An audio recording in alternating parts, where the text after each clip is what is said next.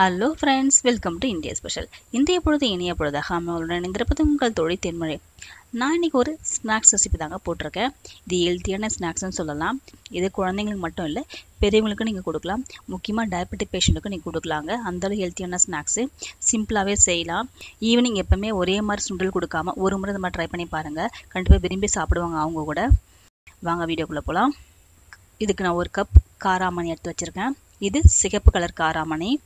நல்லா வாஷ் பண்ணிவிட்டு ஒரு 2 மணி நேரத்துக்கு நல்லா ஊற வச்சு வச்சுருக்கேன். இந்த மாதிரி நல்லா ஊறின பிறகு தண்ணிலாம் வடிகட்டி லைட்டாக வேணால் தண்ணி தெளித்து உப்பு போட்டு குக்கரில் வச்சு வேக வச்சு எடுத்துன்னு வந்துடலாம். வேக வச்சு எடுத்துன்னு வந்துடுறேன் நான். இப்போ பாருங்கள், வெந்த பிறகு காமிக்கிறேன் உங்களுக்கு எப்படி இருக்குன்னு சொல்லிட்டு. கையில் நசுக்கிறேன், அது மாதிரி நசுக்கிற மாதிரி இருக்கா. எடுத்து நல்லா ஒரு மேஷர் வச்சு நல்லா மேஷ் பண்ணி எடுத்துக்கோங்க. ஒரு பவுலில் மாற்றிட்டு, உங்கள்கிட்ட மேஷர் இல்லைன்னா குழம்பு கரண்டி வச்சு கூட நீங்கள் மேஷ் பண்ணி எடுக்கலாம். இந்த மாதிரி நல்லா மேஷ் பண்ணி எடுத்து வச்சுருங்க.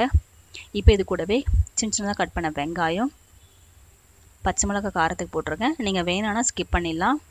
கூடவே புதினா, கொத்தமல்லி, கருவேப்பிலை போட்டிருக்கேன். இது எல்லாமே வாசனைக்கு தான். போட்டு நல்லா மிக்ஸ் பண்ணி விட்டுட்டு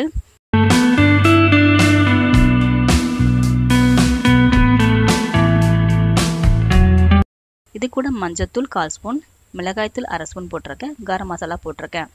நீங்கள் தேவைப்பட்ட சாட் மசாலாவோட போட்டுக்கலாம். இந்த மிளகாய்த்தூள் உங்களுக்கு வேண்டாம் அப்படின்னா நீங்கள் ஸ்கிப் கூட பண்ணிடலாம். போட்டு நல்லா மிக்ஸ் பண்ணி விட்டுட்டு, சால்ட்டு நம்ம ஆல்ரெடி பருப்பில் போட்டிருக்கோம், கொஞ்சம் இது தேவையான அளவு போட்டுக்குங்க. இப்போ இது கூடவே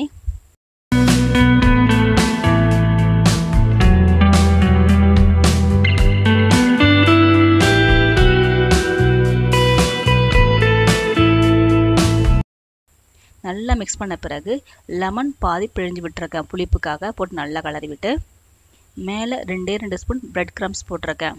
போட்டு நல்லா கிளறி விடுங்க. நல்லா மிக்ஸ் பண்ணி எடுத்து வச்சுட்டேன். இப்போது கையில் எண்ணெய் தடவிக்குங்க. இதை நல்லா உருண்டையாக உருட்டி இந்த மாதிரி தட்டையாக எடுத்துடலாம். கட்லெட் எப்படி தட்டுவீங்களோ அதே மாதிரி தட்டி எடுத்துக்கங்க. இந்த மாதிரி தட்டி நான் எடுத்து வச்சுருக்கேன்.